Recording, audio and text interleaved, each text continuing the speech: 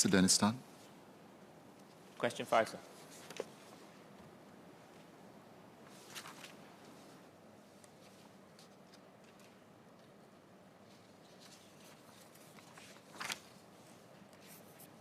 Mr. Speaker, sir, with your permission, my response will also address oral question besides question 5, 6 and 7 in today's order paper, written question number 25 and 26 in today's oral paper, and also Mr. Yip Hon Wing's oral parliamentary question for the sitting on 21st March 2023.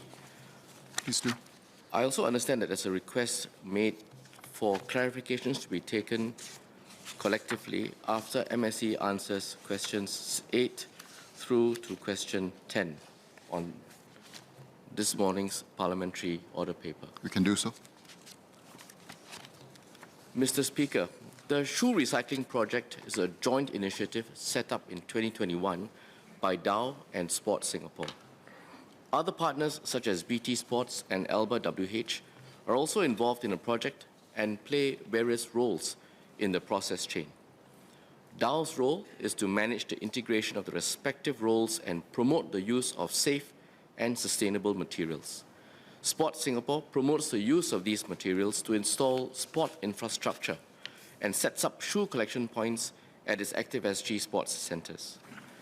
Alba WH is the appointed collection partner responsible for collecting shoes and delivers them to BT Sports, which manages the facility to grind the recycled shoes into granules for use as building materials.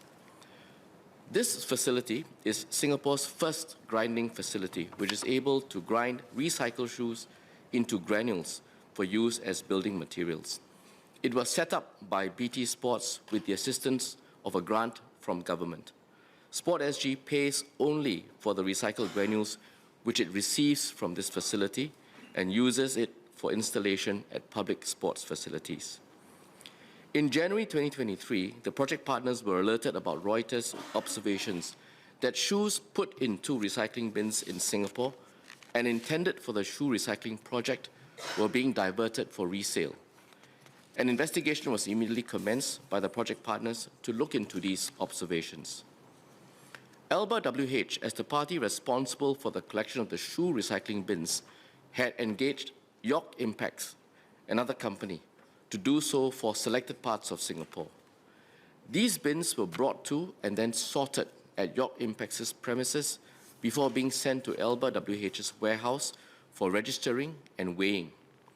They were subsequently delivered to the grinding facility. The investigation found that the shoe recycling bins at York Impacts' premises were not properly segregated from other sorting activities, resulting in some shoes which were meant for recycling being exported to other countries for resale. Alba WH has since terminated the services of York Impacts. The project partners have also taken steps to tighten the process chain. These steps include appointing only contractors and subcontractors that are not involved in any second-hand trading of textiles or shoes. Secondly, transporting all collected shoes to Alba WH's premises without any aggregation or sorting at an intermediary premises. And thirdly, conducting regular spot checks and inspections at contractors and subcontractors' premises. We will share these learning points across other recycling projects that MCCY and other government agencies undertake in partnership with like-minded stakeholders keen to work on initiatives that protect our planet. To date, sir, the project has otherwise been running well. 10,000 kilograms of shoes have been processed and used in sport infrastructure, such as the running track at the Kallang Football Hub that has already been installed, and an 888-meter jogging trail currently under construction in Jurong Town. The remaining recycled granules are planned for use at our sports centres such as Serangoon, Bukit Canberra, and Punggol, as well as other jogging tracks, fitness centres, and also playgrounds around Singapore. So I hope that this episode will not deter the public from supporting such initiatives, as these are important and impactful in protecting our environment. This initiative has also led to more environmentally friendly materials being used in the construction of our public sports infrastructure. We assure the public that MCCY and the Public Service remains committed to the Singapore Green Plan 2030 efforts to support the national sustainability agenda. Thank you, sir.